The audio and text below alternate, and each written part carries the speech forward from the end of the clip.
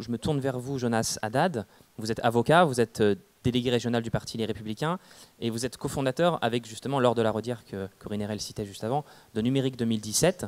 Et précisément, vous êtes préoccupé, je crois, par la place de la France en Europe. Selon vous, elle est même déjà en retard sur ces questions. Oui, alors d'abord, mesdames et messieurs les parlementaires, merci de nous accueillir en Bretagne. Je suis ravi, je suis normand, donc je suis un cousin un peu éloigné, mais merci aussi aux élus qui sont présents, merci aussi aux organisateurs de cette journée, parce que, comme vous le disiez, on a souvent ces colloques-là à Paris, c'est très important de les avoir organisés en Bretagne. Pour répondre à votre question, en fait, je répondrai de façon un petit peu plus globale sur la question de la connexion. En fait, vous disiez tout à l'heure, effectivement, on ne se connecte pas, on est connecté. La réalité, c'est qu'aussi, de plus en plus, dans nos territoires, et c'est le cas en Normandie, j'imagine que c'est le même cas en Bretagne, j'ai l'impression que nos concitoyens considèrent l'aspect négatif du numérique sans en avoir l'aspect positif. Je vais vous donner 3 exemples qui illustrent parfois qu'on a de la pédagogie à faire et que du coup, rapidement, ce numérique va prendre une place majeure dans le débat politique, et c'est d'ailleurs tout le sens de la démarche de Numérique 2017. Premier exemple, c'est ce qui se passe dans nos centres-villes, avec notamment Amazon. Amazon, que ce soit en centre ou en périphérie de ville, est en train de remodeler, on n'en a pas conscience en tant que tel, mais l'aménagement du territoire tel qu'il existe aujourd'hui. Prenons 2 exemples. Il y avait des librairies. Dans de nombreux villages aujourd'hui en France, ces librairies sont en train de fermer. Est-ce que c'est bien ou c'est pas bien? Là n'est pas la question. Il y a une transformation de l'économie et Amazon apporte une réponse à une demande particulière. La question, c'est comment on fait demain pour anticiper ces trous, ces creux qui vont se créer un peu dans nos centres-villes. Deuxième modélisation que peut faire Amazon ou d'autres sites d'e-commerce, c'est que vous aviez de façon éternelle le débat sur la grande distribution, mais ce débat sur la grande distribution, est-ce qu'il aura encore lieu quand demain les centres commerciaux vont rapetisser, et on voit d'ailleurs une baisse de la fréquentation dans ces centres commerciaux. Et enfin, un dernier aspect, aussi les implantations industrielles. Toujours, pour reprendre cet exemple d'Amazon et filer la métaphore là-dessus, on sait très bien qu'aux environs de la fin des années 90, Amazon cherchait une base logistique pour s'établir en Europe. On a voulu implanter cette base logistique dans le nord de la France. On a eu des syndicats qui ont bloqué sur place en disant non, non, surtout pas, on ne touche pas aux usines telles qu'elles existent aujourd'hui. Aujourd'hui, malheureusement, ces usines ont fermé et Amazon a installé ses bases logistiques plutôt en Belgique. Donc on voit bien que si on ne bouge pas et on n'anticipe pas, avant notamment l'élection présidentielle, les échéances liées au numérique, on n'y arrivera pas. Et la place de la France dans l'Europe là-dessus est extrêmement importante. Et d'ailleurs, je dirais même de l'Europe, voire dans le monde. On a tendance en France à se dire, on voit arriver les GAFA, c'est-à-dire les grands géants américains, et essayer de leur apporter une réponse, une contradiction, une opposition, voire parfois une copie. La réalité, c'est que je pense que moi, c'est un combat un peu d'arrière-garde. On peut essayer de dire on va créer des Google français, des Apple français, des Facebook français, des Amazon français. Mais le problème, c'est qu'on ne fait pas de notre singularité une force.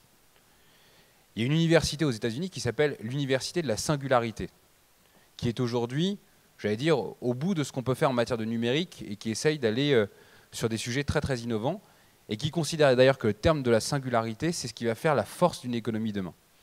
Et je trouve qu'en France, on n'exploite pas assez notre singularité sur un certain nombre de secteurs, et notamment en matière de numérique. Et notre conviction, c'est de dire, ça ne sert à rien de courir après les GAFA qui existent aujourd'hui, et notamment dans nos territoires, il faut surtout essayer de créer notre leadership. Alors je pourrais donner quelques exemples. D'abord, les objets connectés. On sait très bien que les Français sont très en pointe sur la question des objets connectés, et que demain, on pourra incarner un réel leadership. Mais encore une fois, pas d'objets connectés sans connexion. Pas d'objets connectés sans déploiement rapide du très haut débit. J'entendais tout à l'heure dans la salle, et pardon à nos élus, mais moi aussi je l'ai été il y a encore peu de temps, mais les gens s'impatientent. Dire on va faire un plan en 2025, 2025 c'est énorme. 9 ans en matière d'économie. Dans la nouvelle économie, c'est absolument gigantesque. Pensez à une chose. Où était Facebook il y a 9 ans? C'est un nain économique. Donc si on ne va pas beaucoup plus vite dans le développement de ce que c'est que le très haut débit, de la connexion de nos territoires, eh bien malheureusement la France risque de décrocher tant d'un point de vue numérique qu'économique. Je vous donne un exemple, l'Australie. L'Australie a installé, il y a encore quelques années, une société qui est une société de droit public. Ils ont investi 3% de leur PIB pour la couverture intégrale du territoire en très haut débit. Vous allez me dire, c'est curieux que moi je dise ça alors que c'est pourtant quelque chose qui est assez planificateur, que c'est dirigé par l'État, mais pourtant c'est tellement essentiel qu'il faut qu'on aille beaucoup plus vite et qu'on mette beaucoup plus de moyens que ce qui est mis aujourd'hui. Et je ne suis pas certain que la délégation de la connexion et de la couverture du territoire en matière de numérique aux collectivités territoriales ait été le meilleur des choix. Concernant la réponse toujours à la question qui était posée tout à l'heure sur l'Europe, il y a aussi un autre secteur qu'il faut absolument investir. Ce secteur, c'est celui de la réalité virtuelle et de l'intelligence artificielle.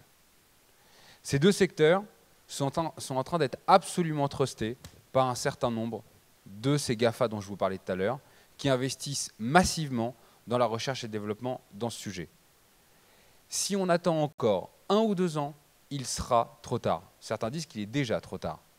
Mais quand on a cette convergence, à la fois d'une mainmise sur les données dont on parlait tout à l'heure, d'un certain nombre de géants américains, prochainement d'une mainmise sur l'intelligence artificielle et sur la réalité virtuelle, l'économie de demain qui sera drivée, pilotée par notamment ces sujets-là, eh bien malheureusement la France, elle sera en dehors de cela. Et vous savez, on se souvient tous de ces cours d'économie dans lesquels on parlait de la destruction créatrice de Schumpeter. Et moi je pense que c'est un concept qui est dépassé aujourd'hui parce que bien sûr que le numérique créera des emplois demain, mais il ne créera des emplois que dans les zones qui auront exploité le maximum du potentiel de ce numérique-là. Et l'intelligence artificielle et la réalité virtuelle, aujourd'hui, ce n'est pas suffisamment exploité. Et c'est plutôt soit aux États-Unis, soit dans les pays asiatiques qui n'ont pas les complexes que nous, on peut avoir en la matière, que ce sera créateur d'emplois. Donc, destruction créatrice, il faut rapidement y remédier pour former les gens. Vous parliez tout à l'heure de la formation initiale et de la formation continue. C'est décisif parce qu'il n'y a pas le mot créatrice dans la destruction créatrice, il n'y a pas de formation. Ça n'existe pas. Et deuxièmement, rapidement, tourner la page de ce qu'on n'a pas réussi à faire et prendre cette nouvelle vague de numérisation. Et juste avant qu'on voit la vidéo de Marc Joulot qui s'impatiente en vidéo derrière moi, non mais il y a une chose, c'est qu'on ne créera les conditions de la réussite française que dans un marché unique européen. Je suis avocat, j'accompagne tous les jours des startups. Et c'est très bien, ça me fait vivre cette complexité. Mais ce n'est pas normal qu'une start-up doive déposer dans 28 CNIL différentes si elle veut se lancer demain en Europe. Une start-up française doit déposer dans les 28 CNIL. Si demain elle a envie de faire un crowdfunding européen, un financement participatif pour l'ensemble de ses activités, elle va avoir beaucoup de mal à le faire au niveau européen. Si demain encore, elle veut avoir une vision de ce que c'est que la protection des données, la confidentialité de son activité dans l'ensemble de l'Europe, elle va avoir encore beaucoup de mal parce qu'il y a 28 législations différentes. Attention, mon sujet n'est pas de dire qu'il faut tout harmoniser, parce qu'entre la conception de ce qui se passe dans certains pays de l'ex-bloc soviétique et notre conception de la vie privée, bien sûr qu'il y a des différences et qu'on n'arrivera pas à harmoniser tout le monde. Mais moi, je plaide depuis un certain temps pour un passeport européen des startups, pour que des startups françaises, des startups italiennes, et puis d'autres, des startups dans des zones qui nous ressemblent, puissent aussi partir à la conquête de nouveaux marchés, parce que sinon, c'est très simple. Ce sera les Américains qui le feront dans ces pays qui viennent d'intégrer l'Union européenne et qui n'ont pas forcément de coloration européenne du numérique. Donc voilà les quelques pistes que j'avais envie de tracer. Puis je vous remercie pour votre accueil. Merci beaucoup, Jonas Haddad.